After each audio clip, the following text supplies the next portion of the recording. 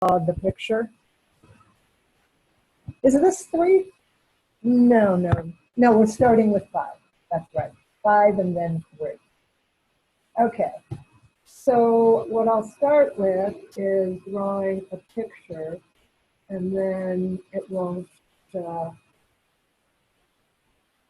people can see it when they come online. Okay, so by the way, when it says infinite horizontal parallel plates, what does that actually mean?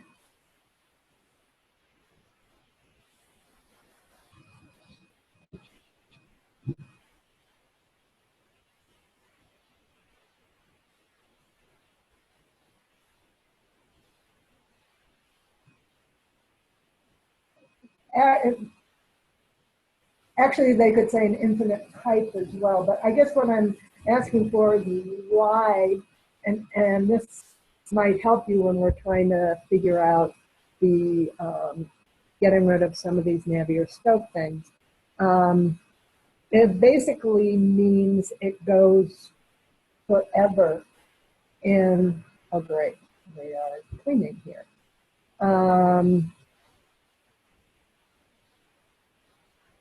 In this direction. In other words, you can consider it usually fully developed. So I will try to get people to record as much as I can, but then once they start, it's going to be kind of hard. Of course, Broncos is the first one I'm going to put on there. Yeah, I will, and in fact, we'll talk about it as we talk about these problems because it comes up a lot.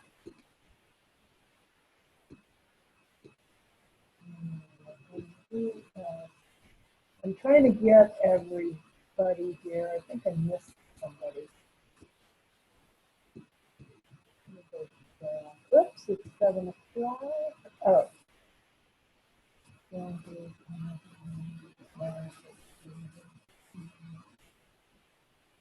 Oh, that's the one person I got here. And my table office. Okay, let's go. So I'll answer that quickly and then we'll go to this. Fully right. That's exactly right. So they don't have anything to do with each other. You can have fully developed laminar flow, fully developed turbulent flow, entry region, etc. So let's start with this one. And if you've probably noticed the theme here in that a lot of these are Navier-Stokes where you have to get rid of as many terms as you can. And let me start by saying none of these problems can be solved if they are more than one dimension. So when we talk about simple equations for Navier-Stokes where you can actually solve them, they must be one-dimensional. That doesn't mean that you should say when you're getting rid of terms, this equals 0 because Janet says so. What it means is you say this equals 0 because there is no flow in the whatever direction, okay? So we have a laminar viscous flow. We have a specific weight that I've changed only a million times.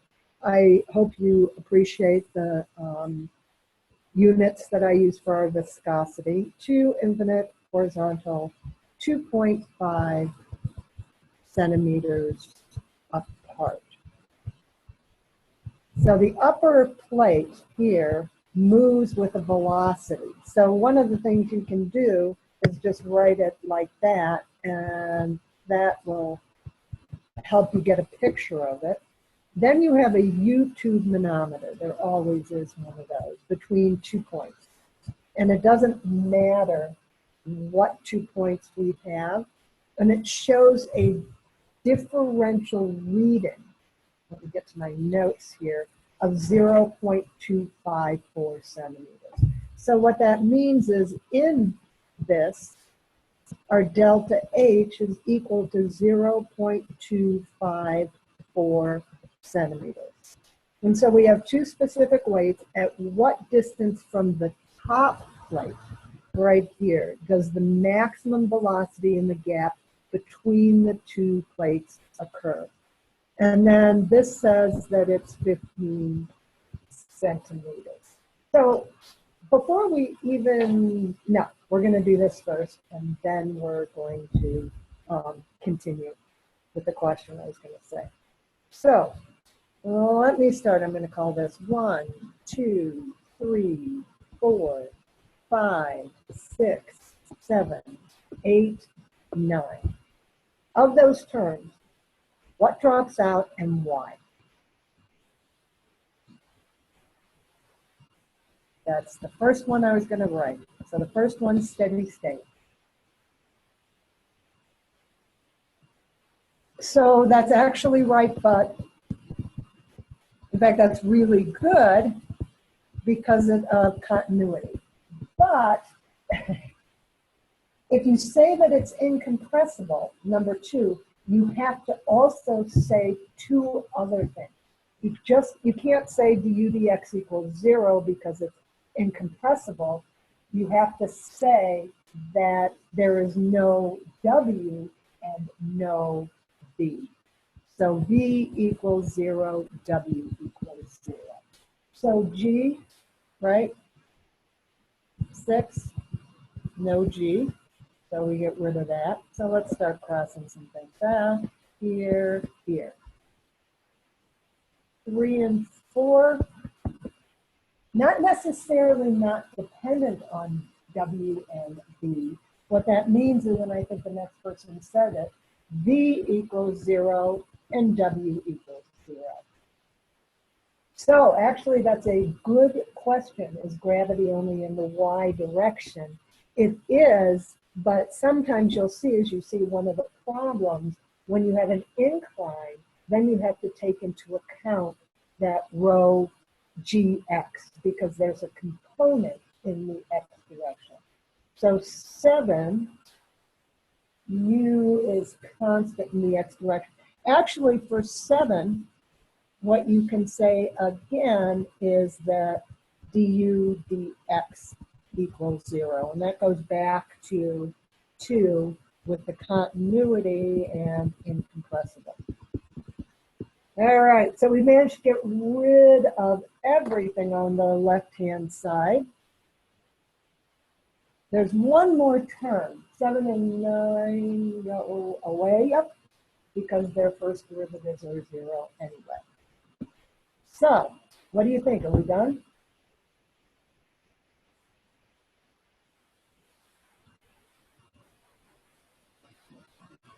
Why is u not dependent on z? Again, you have to take a look. You have this u, right? That's some profile here, and we'll figure it like this. And it changes, right?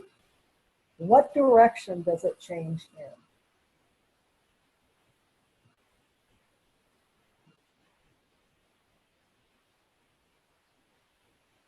Okay, so let's think about this. Let's go back. Z direction is into the page. So does that velocity stay the same as you go into the page? Yes.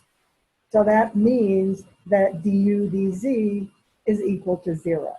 Now, does that velocity stay the same with each x?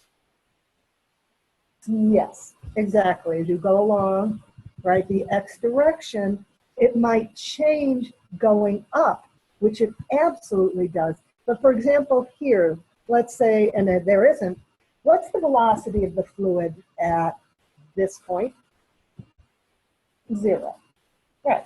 What's the velocity of the fluid at this point? 0. So it doesn't matter where you go in the x direction, the velocity is not going to change with x. Does that make sense? Okay. All right. So we also said 9 du dz equals 0.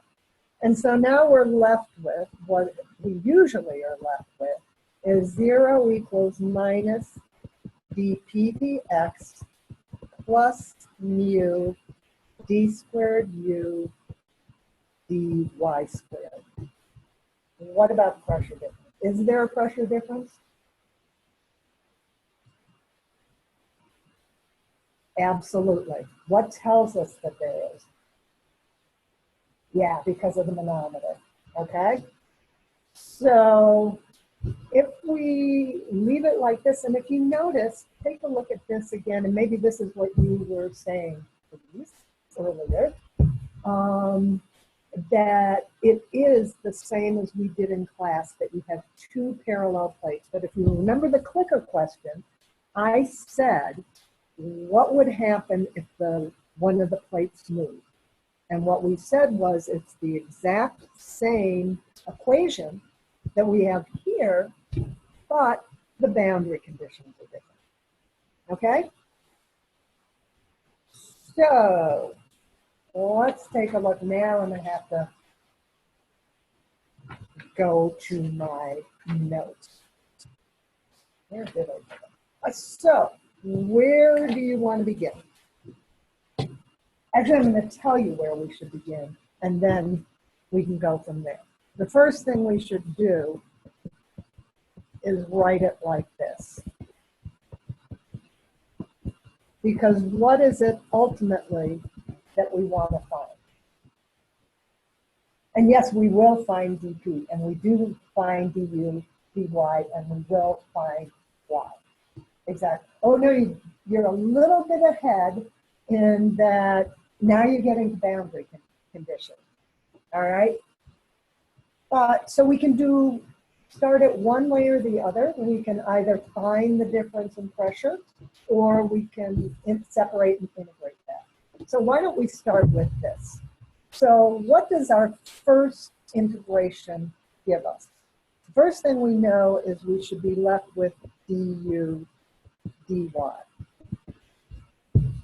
The second thing is, all right, 1 over u dp dx plus c1. Is that correct?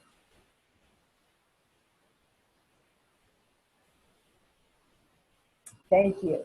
There's a reason I left that little space there.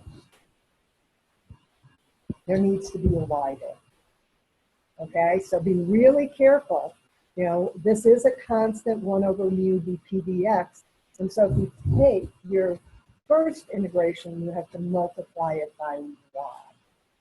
Okay, then, well, we can do one of two things. Somebody had mentioned before, well, we'll get to that. Let's do our second integration, right? And when we get our second integration, what's that going to leave us with?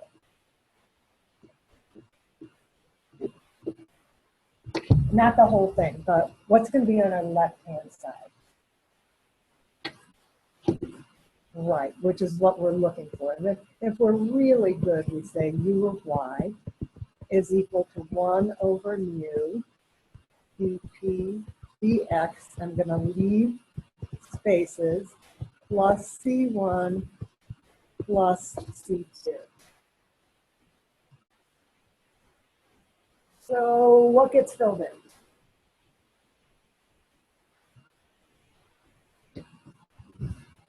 Yeah, so for the first one, it's y squared over 2, and for the second one, it's y.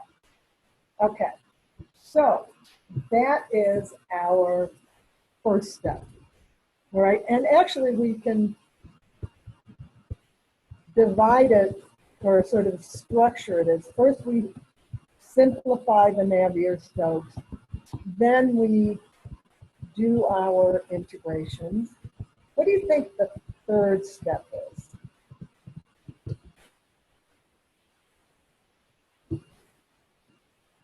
Yeah, so the third step is find the constants, and how do we do that? Yeah, boundary conditions.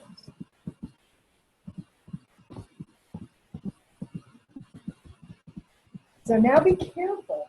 Don't say, oh, well, we've always used this one, so let's use the same one. If we take a look here, what are two boundaries do we want, and how do we want to set our axis, and why?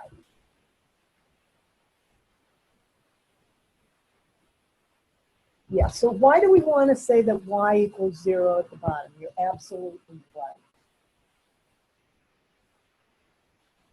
Right, so that's the important thing. It definitely makes it simpler, but because it's not symmetrical. So we'll say 0 to h, and somebody gave me my first boundary condition, which is at y equals 0, u equals 0. So what does that mean?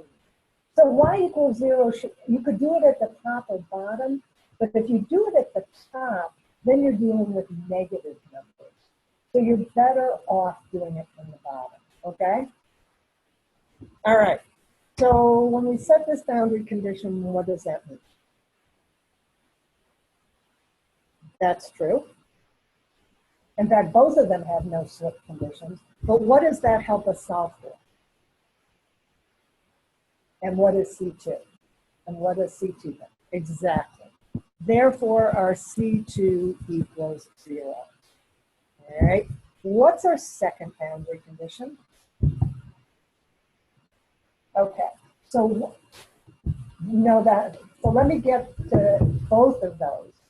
Long lost son, I do not have a long lost son. Let me get to, that is really good. Let me get to the first two ones, okay? First of all, number one, don't use numbers. Use variables. You can put in numbers at the end. Second of all, you have to be really careful about where our maximum is going to be. So, yeah, at y equals h, what can you say about u? And let's go back to the picture. It might be a max, but we know more than that. Okay, so again, I don't want numbers yet. I mean, some of these numbers are right, that h does equal 2.5 centimeters. But yeah, our u is equal to our big U. We don't want to call it U max or V max. It is not necessarily. In fact, if you take a look here, we want at what distance from the top plate does the maximum velocity in the gap between the two plates occur. So you're telling me you've already solved it. And that's not the case. And why isn't it? What's different about this problem than we've seen before? Yeah, you have some sort of, yeah, because it's moving, you have some sort of parabolic shape. You have fully developed flow, but because one's moving and one isn't, the parabola is not symmetrical, okay? So you don't know exactly where that max is going to be. And that's why you have to be careful about that du, dy. You can only use it when you know exactly where the max is, and you know exactly where the max is only if it's linear or symmetrical. All right, so we have y equals h, u equals u. So this means that u equals 1 over mu dp dx h squared over 2. Now we said that C2 was 0. What can we solve for now?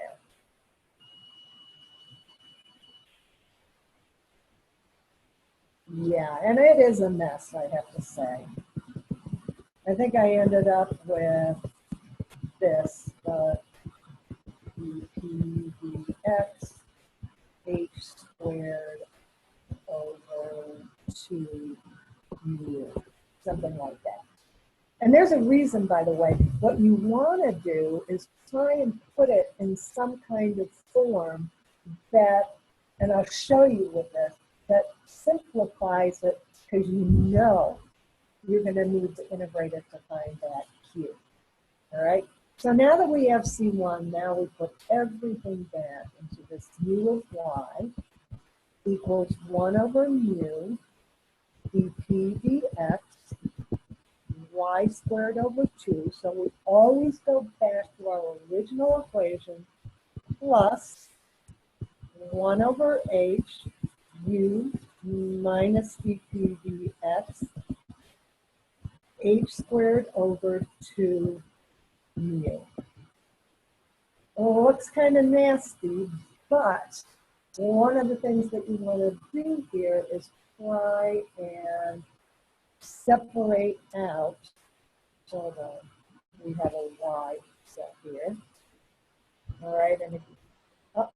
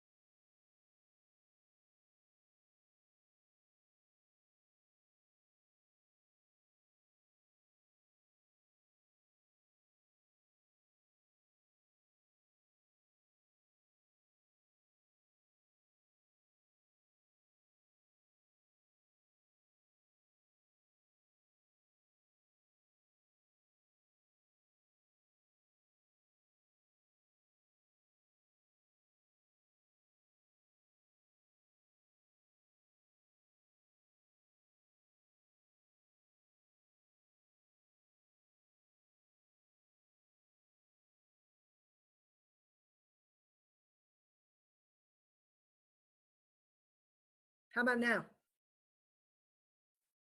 All right, so my computer overheated somehow, which means that I can barely see the chat, but I'll get rid of the participants. So I have the chat on the right-hand side. Overheated, ha, ha, ha. All right, so let's make sure, okay. Oh, it looks like we're back in business. Everybody's okay here? Oh, good. All right. So there we were with our U of y. And the first thing that I did here was try to put your variables together. So if you notice here, everything has a dp, or we can have dx 1 over, yeah, I did do it right before we cut off. Okay? In fact, that was the last thing I did. And then you were gone. All right, so let's try dp dx times 1 over 2 mu. And if you notice that if we do that, we can have a y squared from over here, and we can have, and we could do an h squared over y, but it's really or h squared times y. Why is it h times y?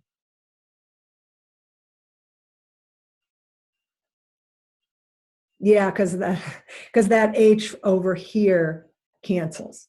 All right, but we still don't have everything. We still have that plus u times y over h.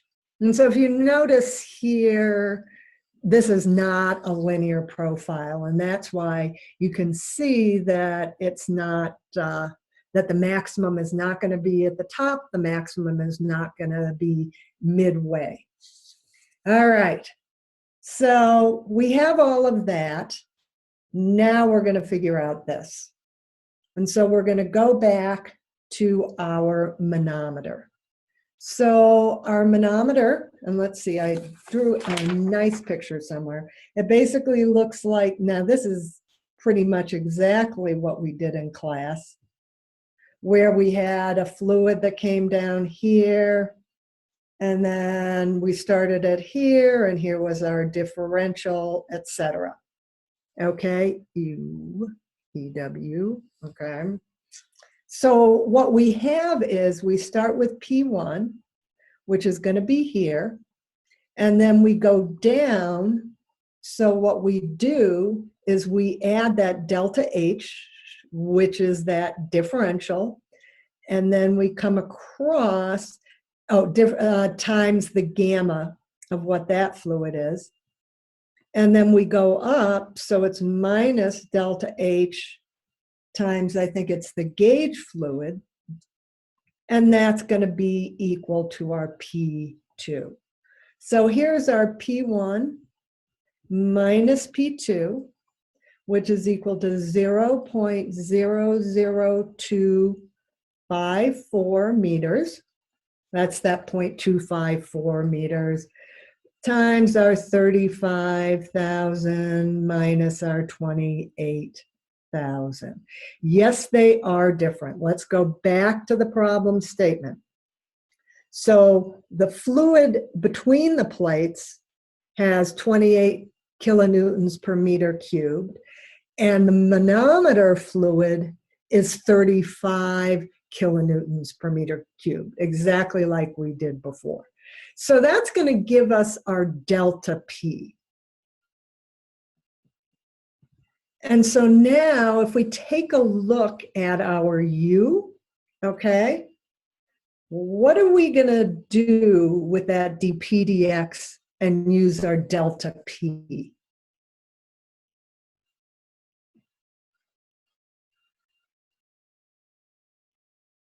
So yeah, we're going to go delta P over L, and what's that going to be equal to?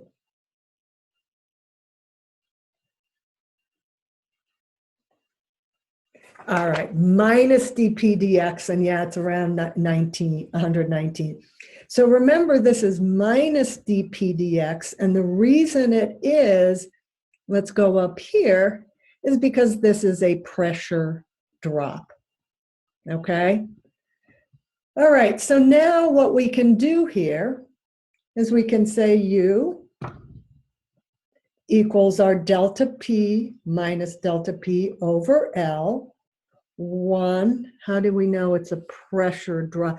Okay, so that's actually a really good question, what it has to do with what the differential is, whether it's lower on one and higher on the other, or vice versa. Okay? And so for this particular problem, and that's one of the downfalls of me writing them, is that I can't draw.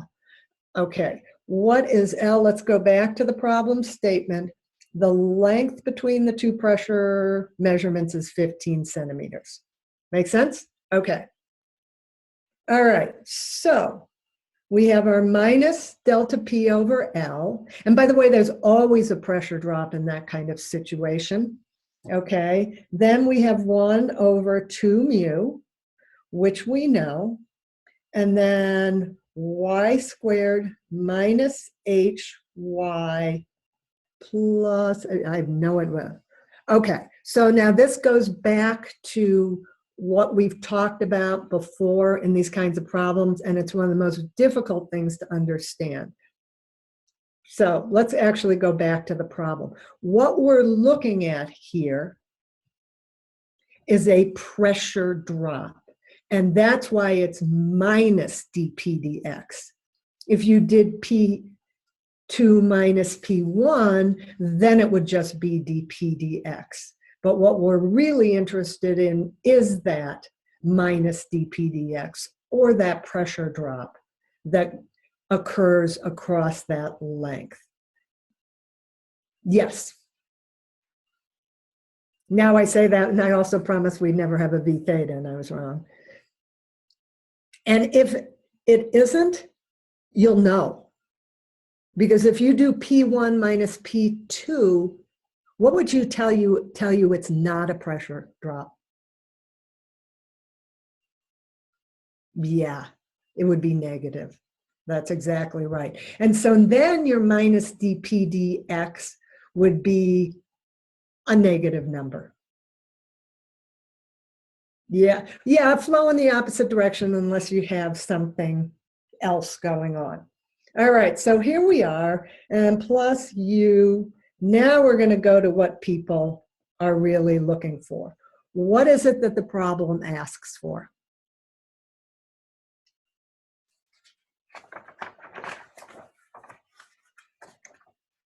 Y, but what kind of y? All right, where the max occurs, where du dy equals 0. And you're absolutely right. So what we want to do is we want to find the y where du dy equals 0. So all you do is you find du dy, set it equal to 0, and then do what?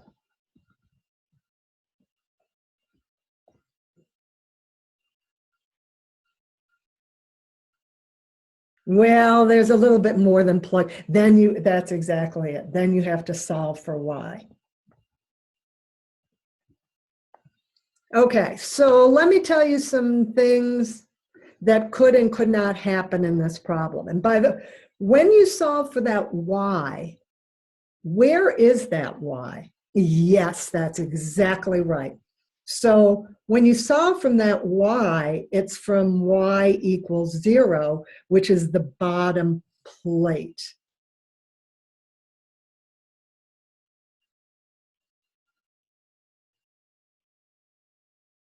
And actually, I'll come back to you for that question. So what you have to do is then subtract from the height of the top plate. Why did we integrate the second time when we were only using the derivative? Well, let's go back to the derivative here, right? What are you going to do there? You have to find the constants. That's exactly right. Even though C2 is equal to 0, we still have to have that y in there and find that C1. Good question, okay? So is this, and you may get different numbers, and hopefully this helps some of its units, etc. But is this now making some sense to you? Or more sense? All right. Yeppers, sorta. Yeah, I know. It's much better. And I'll tell you, Louise, that it's practice, practice, practice. And we'll do another one, and you'll get that much better at it. You know what? It's kind of like when we did Bernoulli's or even the submerged surfaces. We did so much of them that they actually started to make sense. Will we have a test problem similar to this? Absolutely, I could do that.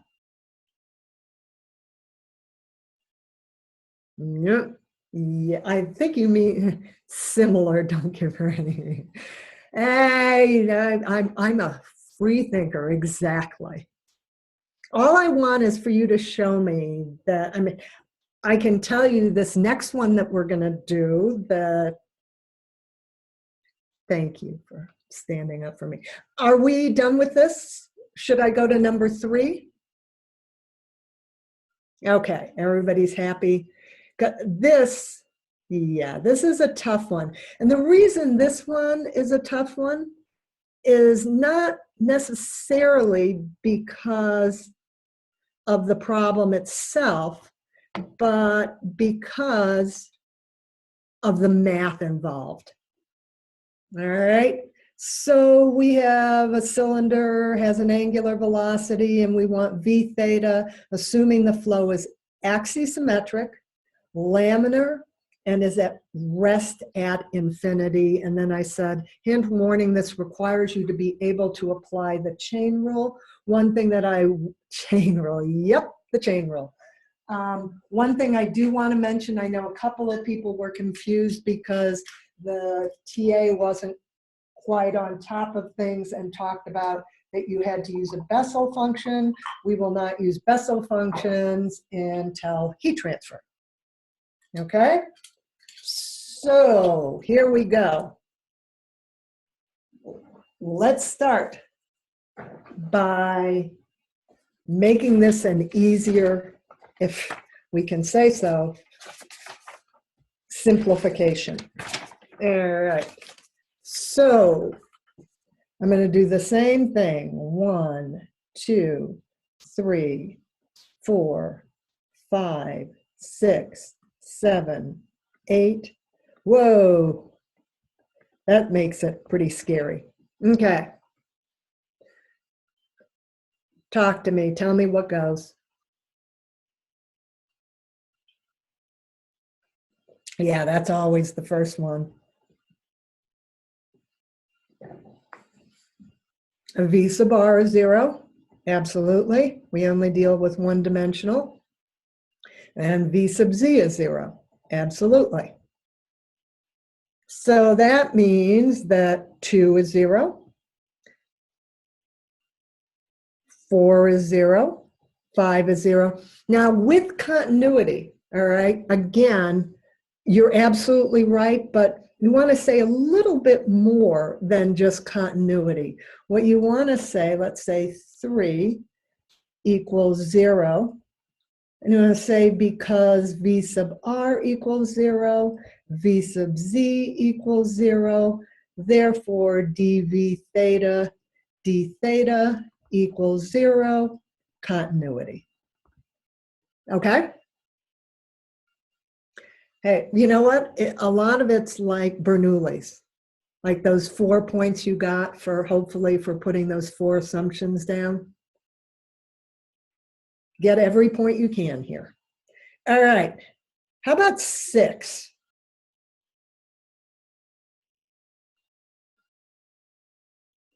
Yes, it's 0. So is there pressure? And this is actually a really good question. It is 0, and why is it 0? There's a word in the problem statement, axial symmetric. That's exactly right.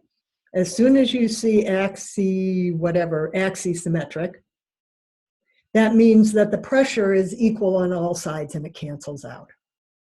So how about number 7?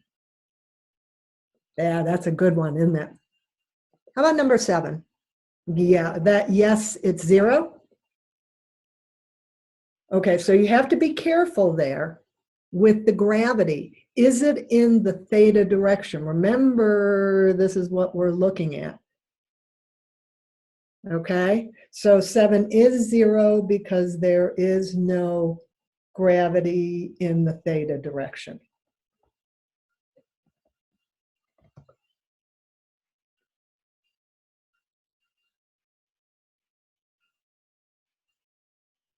So does it depend if the tube is horizontal or vertical?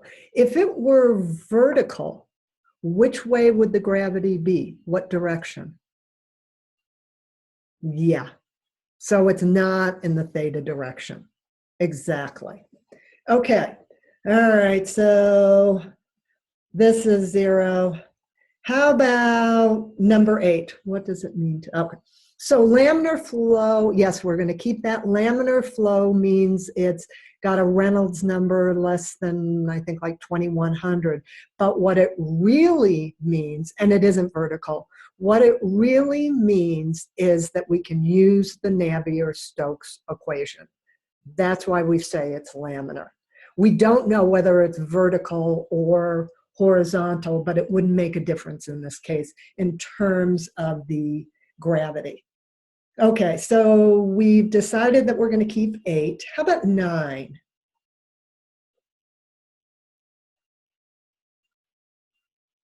Sadly, no, sadly, yes. And the reason is we have a V theta and we have an R.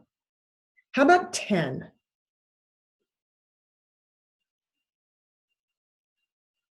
Yeah, so, all right, we're going back to the, so 10 is going to be 0 because of, look at number 3. I think somebody said it, like 3.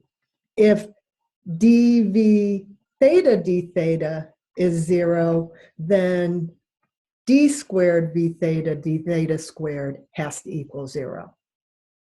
Okay? Don't worry, we're going to keep going through this until everybody understands. Okay, how about 11? 0. No VR. Why does, okay, so to go back to why dv theta d theta is 0, what you have to do, take a look at right here.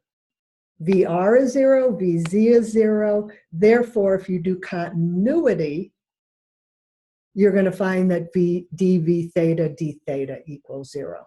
So continuity is like dvr dr plus dvz dz plus dv theta d theta equals 0. V sub r and v sub z equals 0. Therefore, dv theta d theta equals 0. So somebody said, cool. All right, why? Okay, we'll go to this one because we know that v theta is not in the z direction. Why 7 is 0?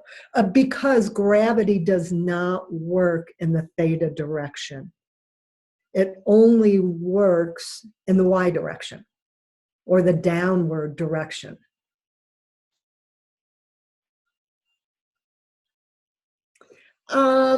When would you, if you had a v sub z and that was in the y direction? In other words, you switched your coordinates so that you had a pipe where the flow was going in the z direction, but it was, the z direction was upward.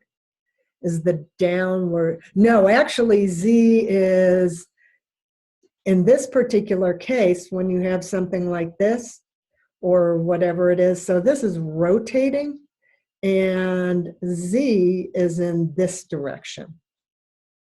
And R is downward and upward. I mean, you could do it either way. It wouldn't matter, but here we could look at it and say R is like that. Or R is like that. Because just remember, so here's 0 and this is R. That's another way of saying it. All right. So that actually was the easy part. This is the tough part because what we're left with now, and by the way, because it's 0 on the left-hand side, we can get rid of that mu right here. So 0 equals 1 over R d dr r dv theta dr minus v theta over r squared. Okay. So we have a little work to do here. What's the first thing you might want to do? Yeah, let's cancel a 1 over r. So 0 equals d dr r dv theta dr minus v theta over r squared. Now we're going to use the chain rule. By the way, how many people actually remember the chain rule, or kind of remember it, or wish they remember it, or want to tell me? Yes, you're right, it's only in the v theta. Wouldn't it be? Yes, I'm sorry, it should be v theta over r. Yeah. Oh, you remember it. Well, good for you. It took me a while to refresh myself when I first started this class.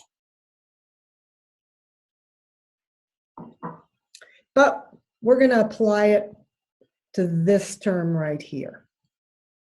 So because we have two terms inside of this, we have to use the chain.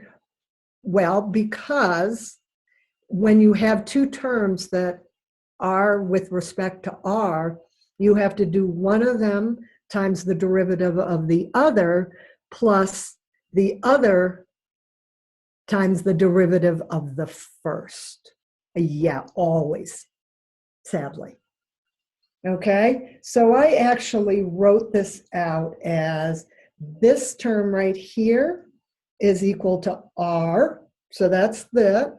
And now the derivative of d squared v theta over dr squared. So I took, we'll call term 1 times the derivative of term 2 plus term 2 times the derivative of term 1, which is just equal to 1. So do you understand that? Well, we'll see if you got it correct or not. We can see by the end. Okay? So that's using the chain rule. If it were only so simple that we could stop there, we would be happy. So now what we're left with here is, this is 0, r d squared v theta dr squared plus d v theta dr minus v theta over r. Unfortunately, we can't solve it like this. But what should we do before we get upset?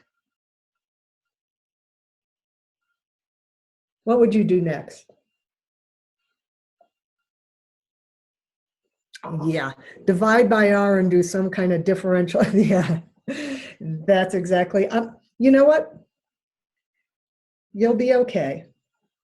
D squared v theta over dr squared plus 1 over r dv theta dr minus v theta over r squared.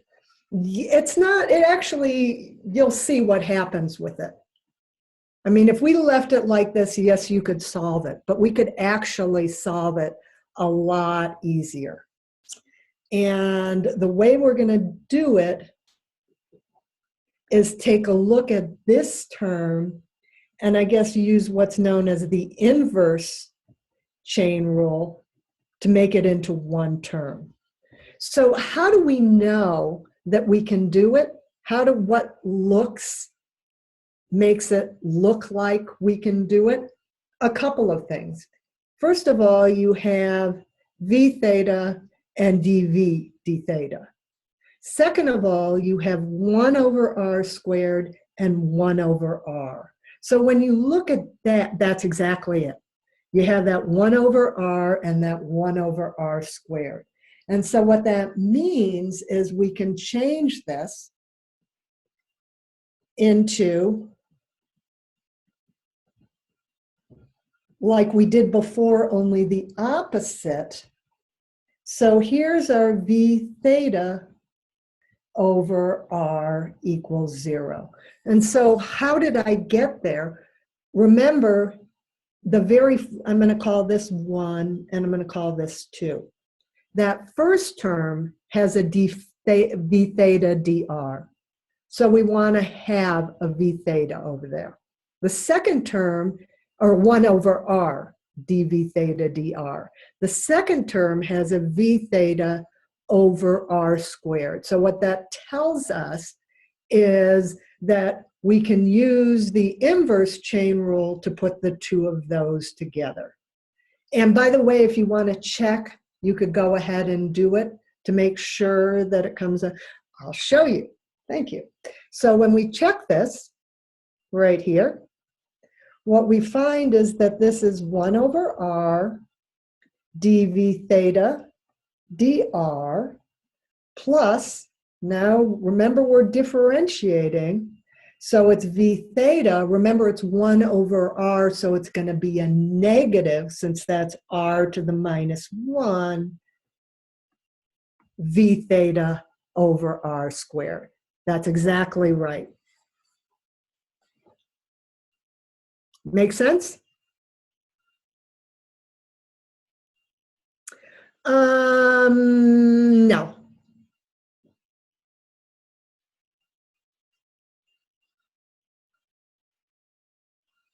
Yeah, that, yes, I hope is. What I want you to do for this, and you know what? I just solved it all for you, but I want you to be able to go through it step by step and understand it. So the explain one more time, and I would imagine you're talking about this one. Take a look at the 1 over r and the 1 over r squared. Take a look at the v theta and the dr. And what you'll notice is, especially if you go back to the first one, this is r dv theta dr, and it came out to 1 over r ddr, or actually ddr r dv theta dr. And that turned into r dv theta dr. Here, we're one step less, but we have a 1 over r, and we have a v theta.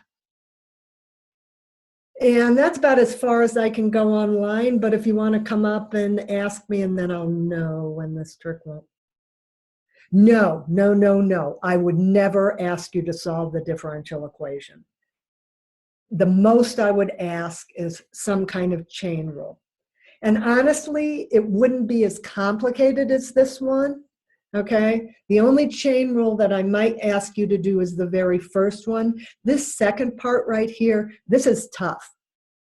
And I know it is, which is why I'm glad you guys are all here with me. Okay, so now let's put this into our 0 equals d squared v theta dr squared plus d dr v theta over r. Yeah, I am, right. Okay, so now we can do our first integration, right? We have that 2 terms. They're there in terms of ddr. And so now what we're left with is just dv theta dr plus what? You can't cancel, but you can differentiate. It would be nice if you could, wouldn't it? Yeah, so plus v theta over r. Is that everything?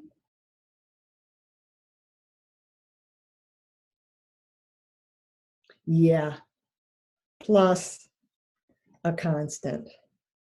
So, unfortunately, and actually the way we really should write this is dv theta dr plus v theta over r is equal to a constant. So what do you think we should do next looking at this? We're going to have to integrate one more time, but we have to do one other thing first.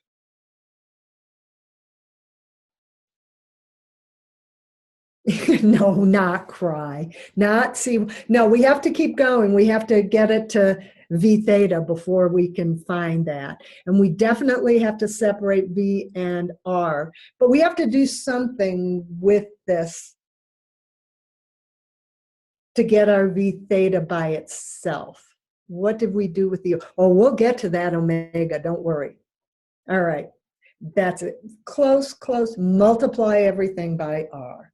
So we have r dv theta dr plus v theta equals C1 times r. So why do you think we did that?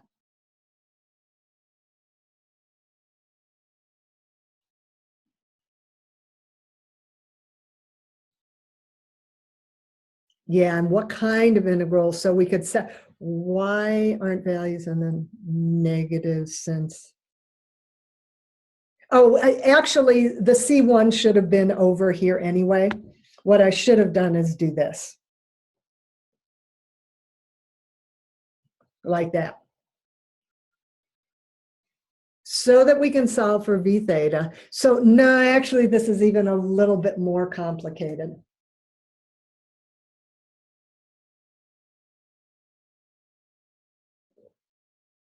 So this we can't separate and integrate the way it is.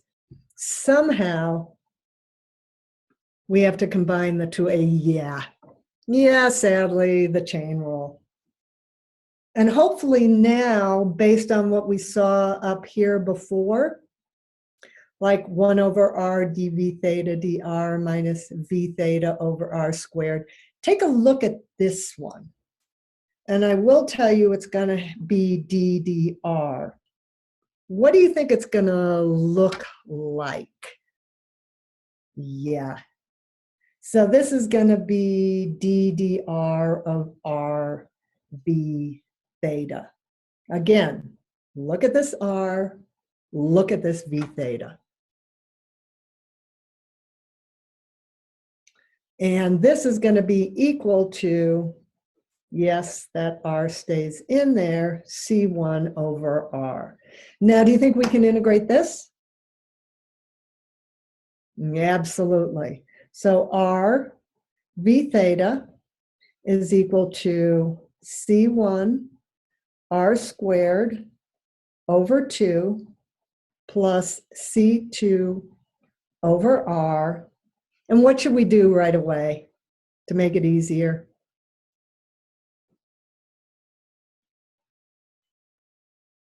Oh, I skipped a step, didn't I? This should just be C2. Sorry. Skipped a step. Now what should we do? Now we divide by r. That's what I skipped a step there.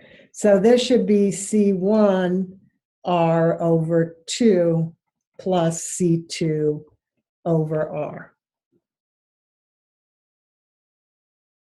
Now you see what I did? Sorry to have, all right. All right. Now what do we need to do? Yeah, we got to solve for C1 and C2. And how are we going to do that? Boundary conditions. So let's go back to the problem statement. We have two boundary conditions. What does it say in there that's going to help us with one of them? It's at rest or 0 at infinity. So what does that mean in terms of actually writing it out? So we have to say at r equals something, v theta equals something. So at r equals infinity, v theta equals 0. And so what does that tell us about our constants?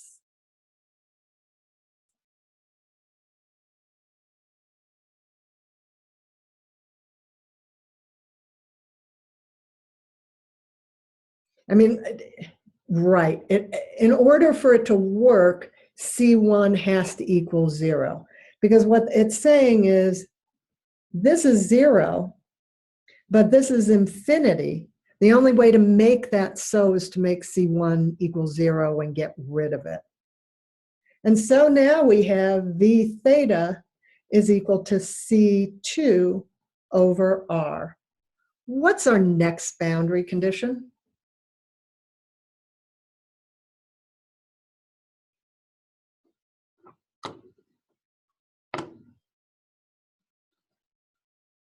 Yeah, so at r equals r naught or r outside or whatever, our velocity has to equal omega times that r0.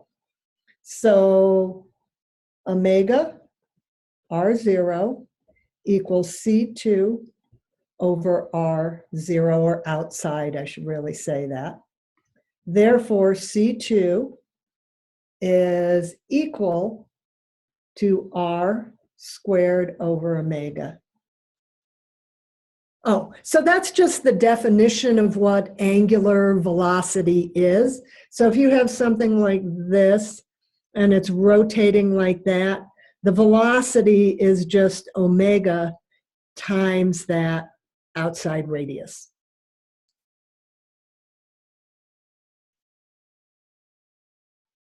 That's how you go from regular velocity or whatever to an angular. No. So the reason you would have a 2 pi in there, and remember the units for omega are 1 over second.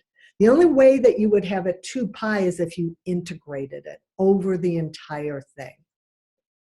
Okay?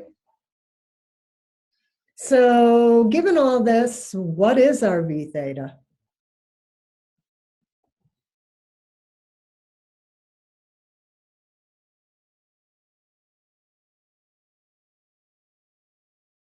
Yep, r squared omega over r.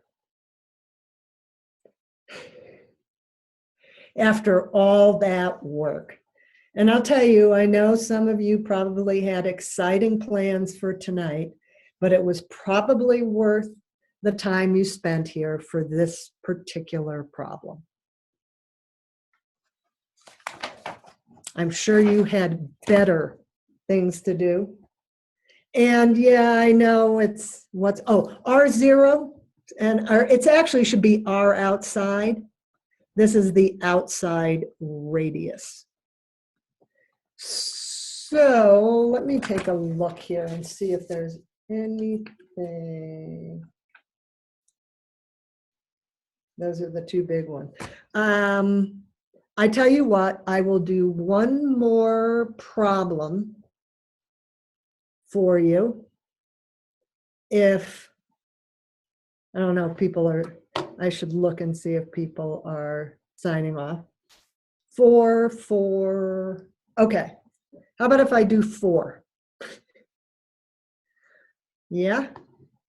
Okay. Less than 3? Oh, no. Oh, that's funny. I thought it was a less than 3. Never mind. That's what happens. All right, let's look here. And we decided having just, 4. All right. See, I'm all prepared for that. We'll go here. All right. So let's take a look here. And let's draw a picture. So you have a liquid that flows down an inclined plane surface. So it looks like there's your inclined plane. And I'm looking at my notes because I drew a really nice picture of it because I wouldn't remember what it looked like. And, oh, there it is. So basically, yes, you're absolutely right. So basically what we have here is we have a flow, and I'm going to ask you what the velocity profile looks like. But as Anthony said, we're going to redefine our coordinates, just like that, okay? So what do you think our velocity profile is going to look like? What's it going to be at the very bottom?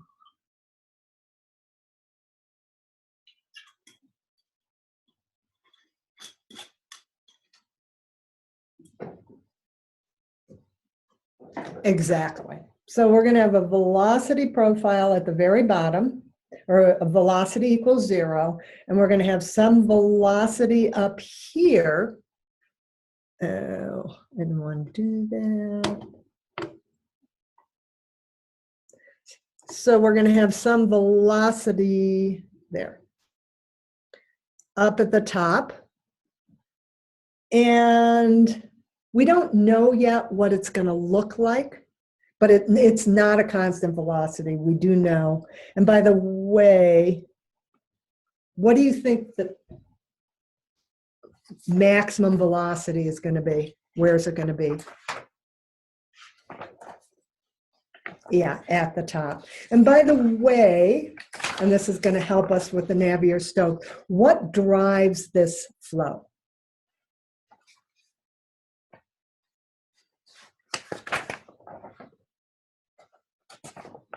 Gravity. Okay. So we're going to say it's steady state. So fully developed, what it really means is that U does not change in the x direction. And so if you take a look at the book, what you'll see is the flow starts out like this, and then it starts to change when it hits a surface. And then when it finally gets to sort of an equilibrium, that's what fully developed is. And I don't want you to spend too much time on that. We'll get plenty of it next chapter. Only if that's a good question. Only in the x direction if U is in the x direction. Okay, so here we have our beautiful picture. We know it's steady state. What do we know about the velocities? We have a U velocity. Do we have V or W? Yes, it does depend where your fluid is going, and no, we don't. So we can get rid of this, and we can get rid of this. Okay. Is there a pressure difference? No. Nope. So this is going to be 0. And that goes back to what drives the flow. So we're going to have 0 is equal to rho G sub x. And this is, remember you were asking me, okay, so why is there no pressure difference? Basically because it's a free surface there. So there's nothing in the x direction that is causing a change in pressure. Okay?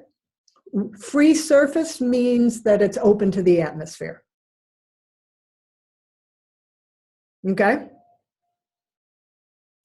All right. What else is left in all of these terms? Is U a function of x? Nope. We just found that it fully developed. Is U a function of y? Yeah, absolutely, because it's going from 0 to some velocity. So this is d squared U, dy squared. Does it change in the z direction? Nope. All right. So there's our equation. Oh, and I forgot the mu right there. So what we're left with is that d squared U dy squared is equal to minus rho G sub x over mu. Okay. You know what the hard part of this is? Well, there are two, but it's actually not bad. Compared to what we just did, this is a piece of cake. Not even the integrating, not even the boundary conditions.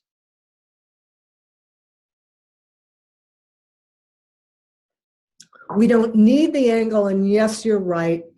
The hardest part of this, after you've drawn the axes, and you're right, this goes back to that chapter 3 or whatever when we had submerged surfaces. What is g of x. And remember, this is like our h sub c. So our gravity is still in this direction, and we are looking for the x component, and we absolutely use trigonometry. And so this is equal to, as you said, g sine of theta. So now we're left with something a lot easier than we had before. We have no pressure, we have no chain rule. All we have is rho g sine of theta divided by mu. I don't even know what I asked you to find. Oh, Q. Yeah, so, and this is where you're going to have to put your geometry to use.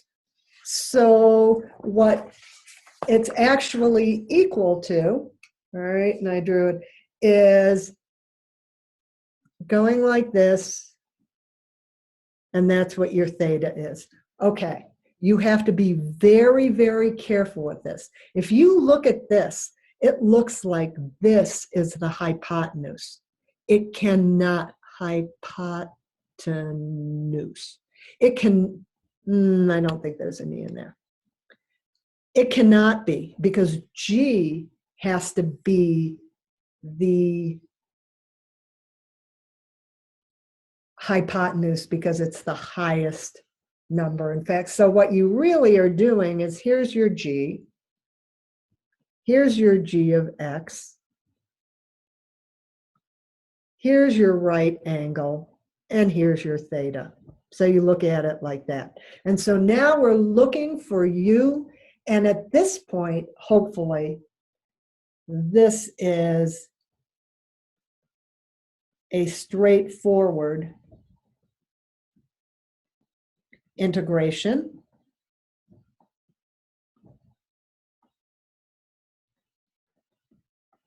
And then our u is equal to minus rho g sine of theta divided by 2 mu y squared plus c1 times y plus c2.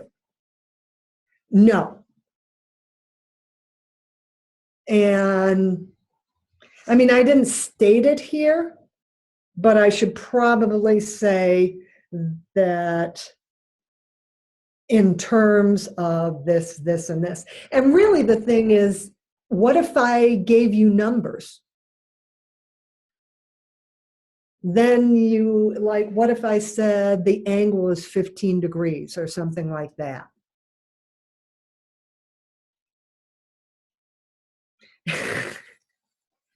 No, that's not the case. But you should write it as g sine of theta. Does it? Yeah, it does matter, because remember, if you're looking at whether it's the opposite or the adjacent to the theta, and here, I mean, I didn't give you the theta, but one of the things you should do is take a look. I think in the book it has something with that, that to convince yourself that this theta here is the same as this theta here. But definitely don't use the right angle. All right, so what do we need to find next?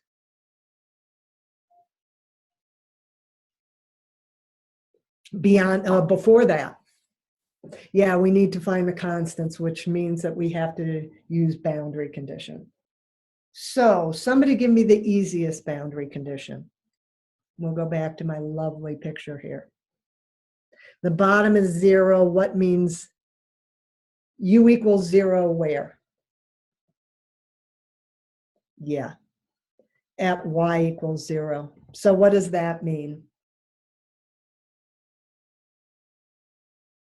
Yeah, C2 is equal to 0. Okay, second one. What's the second boundary condition?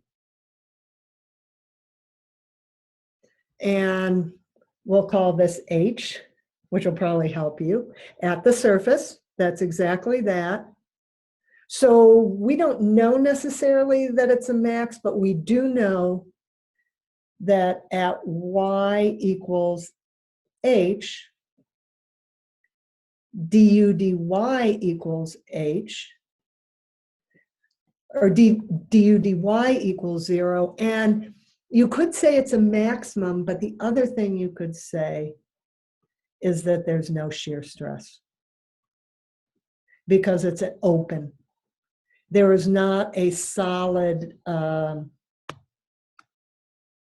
fluid solid boundary. Okay, so either one, actually here you don't, but if you're going to say no shear stress, then you do. So what that allows us to do now is we go to du dy. We know that C2 is 0. So we say that 0 is equal to minus rho g sine of theta over mu. What's our y? H plus C1. So now we can find our C1. So you have to be careful. We use du dy equals 0 for things like no shear stress, and actually you can still have shear stress even if it's not moving. So you use it for no shear stress or you use it for a maximum. Okay, those are the two things. In fact, okay. All right, so now we have our C1. And so then we're going to have our U equals whatever. But what is it that we're actually, okay, so why is there no shear stress? Again, it goes back to the fact that it's a free surface. It needs to be kind of rubbing against something, causing some kind of friction. So there's no, as you say, there's no boundary.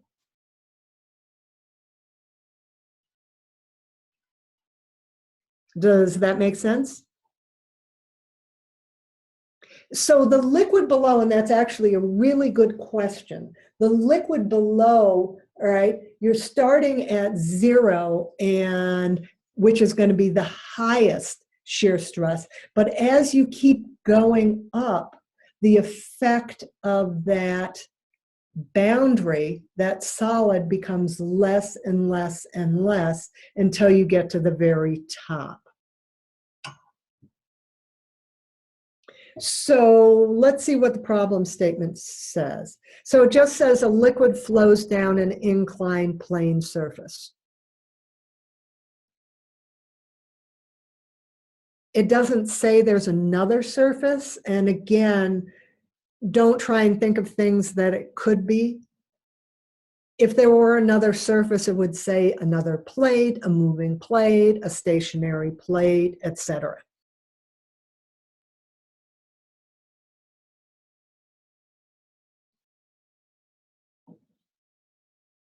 Does that make sense?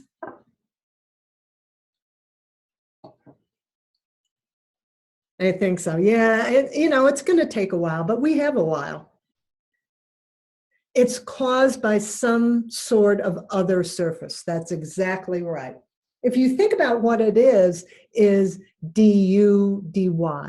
Is the u changing in the y direction? So if you go up to the very top here, it isn't anymore, right? It's actually kind of like this, and then it just stops there.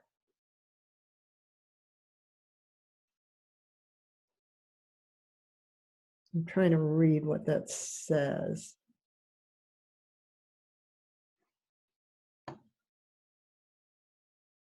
And yeah, oh, I see what you're saying. Yeah, there has to be viscosity, absolutely.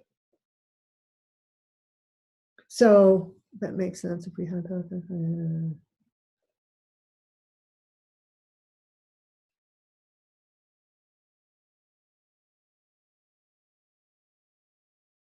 So that's not really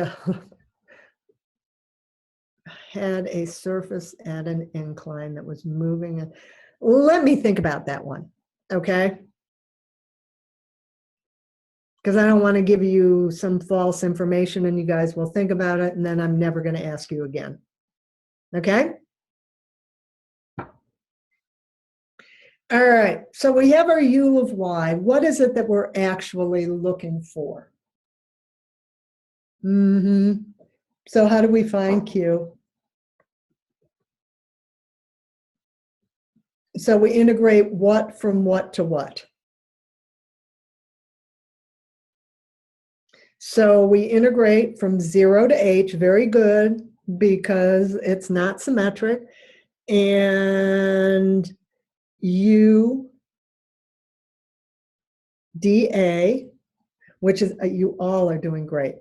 0 to h, U, W, D, I think it's dy, isn't it? Yeah. So we'll take that W out of there, 0 to h, U dy. I'm going to assume once you solve for this that you can now integrate that.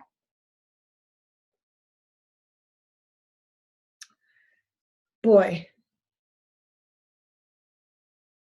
I think I've probably saved what, oh, good question. What is W? And that is the final answer after integration. What is W? Yeah. So what I could say is 1 because of unit length or unit width. So when you say the width of the surface, if this did say unit width, then you'd say, okay, it's 1 meter or whatever into the page. And so that's when we talk about the width that's going into the page. All right, I don't know about you guys, but I am so hungry. How are we supposed to know? Oh, I would tell you it was unit width. And no, because I'm not home. I'm in my office. What kind of office hours? You're welcome.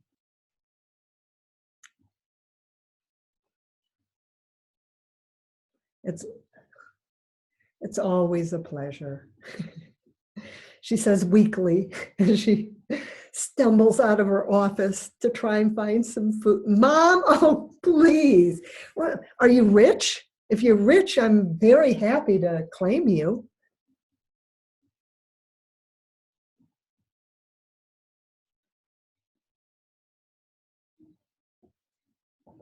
Actually, I'll claim anybody that's rich.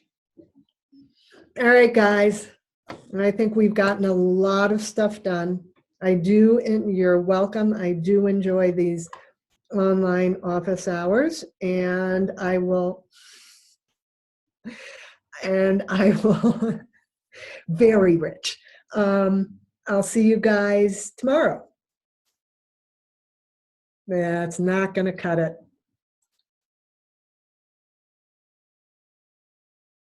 I will.